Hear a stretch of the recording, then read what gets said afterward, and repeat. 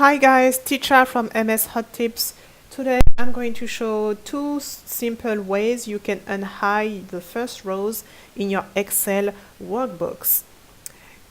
It actually can happen that you receive a spreadsheet and the first row is hidden and there's no way you can unhide and have access to it.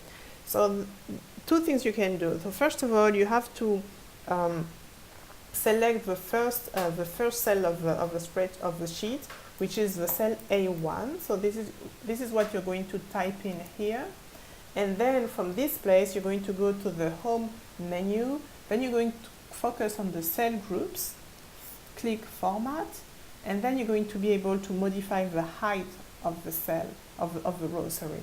And if I type in 15, which is I believe the default height, then I'm going to be able to unhide the first row, and that solves my problem.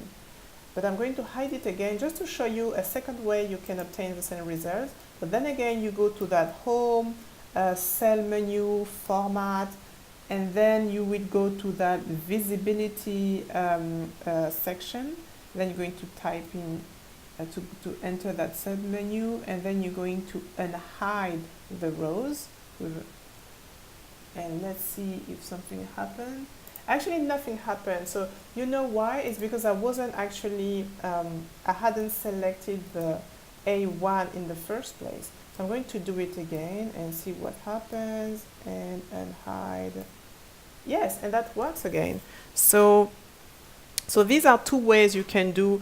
And remember, what you have to do first is to set the reference of the cell in that box, and then you go to the format menu, the home menu, format, and then you can play on the row height or you can play on the visibility here.